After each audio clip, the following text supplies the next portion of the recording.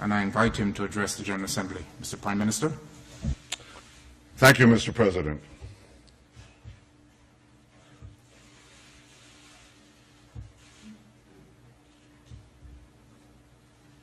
I feel deeply honored and privileged to stand here before you today representing the citizens of the State of Israel. We are an ancient people. We date back nearly 4,000 years to Abraham, Isaac, and Jacob. We have journeyed through time. We've overcome the greatest of adversities.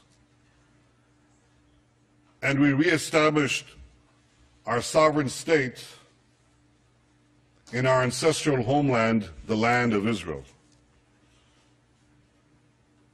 Now, the Jewish people's odyssey through time has taught us two things. Never give up hope. Always remain vigilant. Hope charts the future. Vigilance protects it. Today, our hope for the future is challenged by a nuclear-armed Iran that seeks our destruction.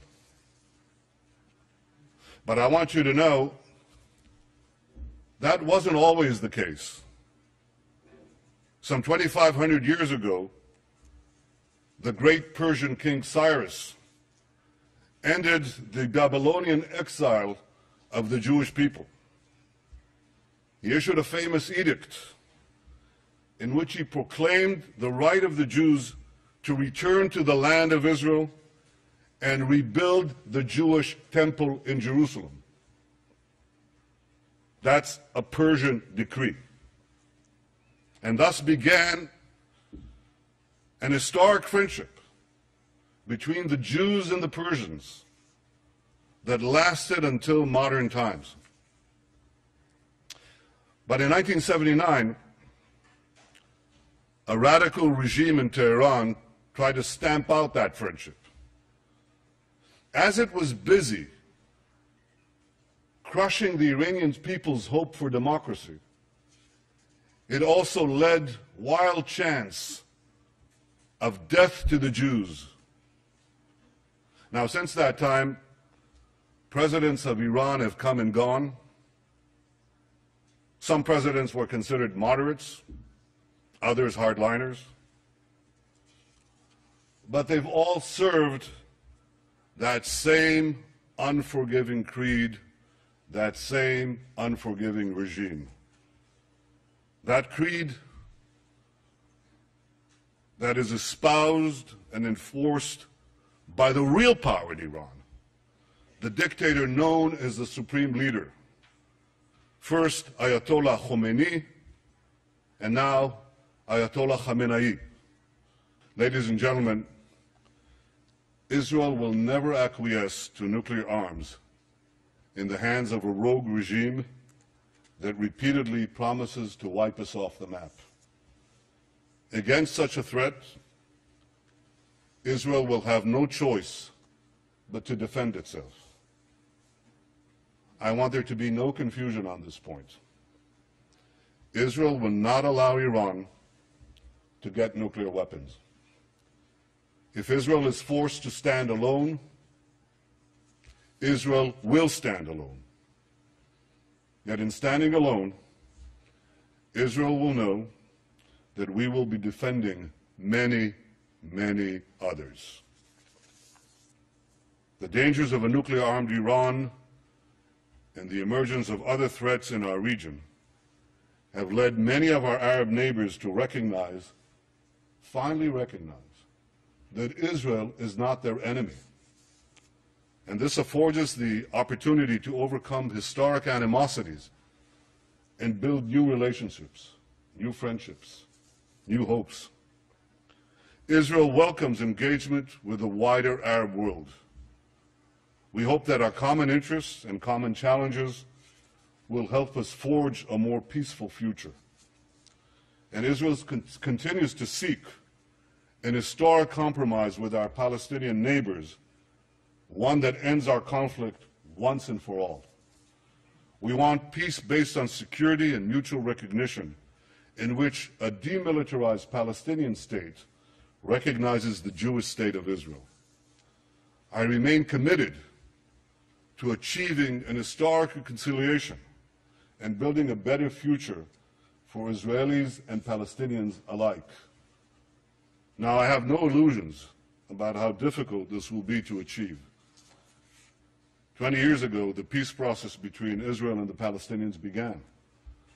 6 Israeli prime ministers, myself included, have not succeeded at achieving peace with the Palestinians.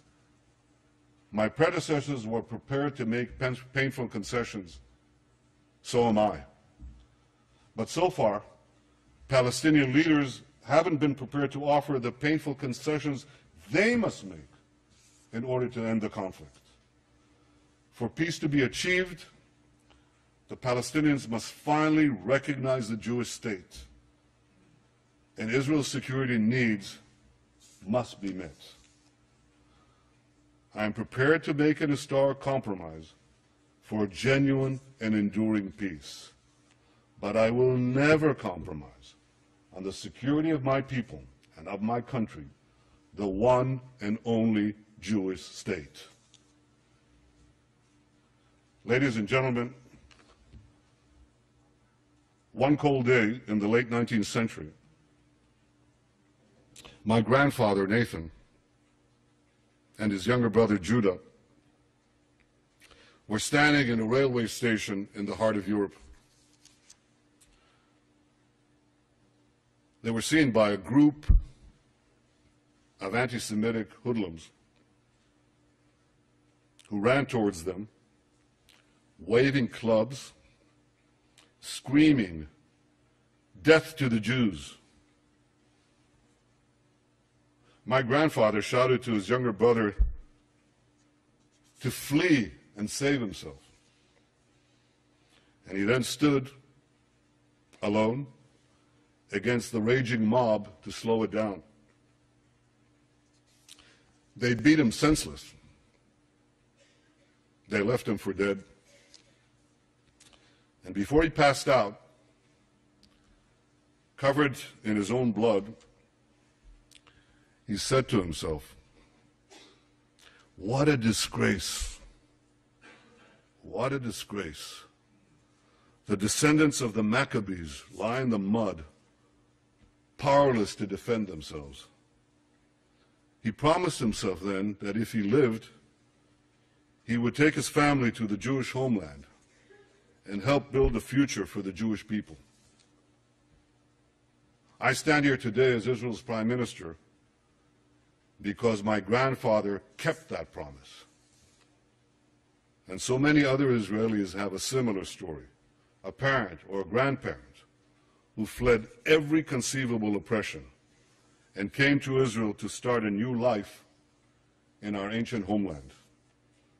Together we've transformed a bludgeoned Jewish people, left for dead, into a vibrant, thriving nation, defending itself with the courage of modern Maccabees, developing limitless possibilities for the future. In our time, the biblical prophecies are being realized. As the prophet Amos said, "They shall rebuild ruined cities and inhabit them. They shall plant vineyards and drink their wine. They shall till gardens and eat their fruit. And I will plant them upon their soil, never to be uprooted again.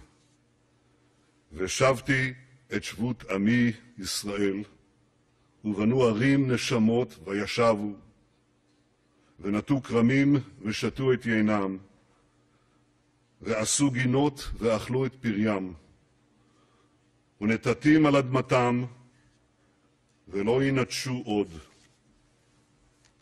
Ladies and gentlemen,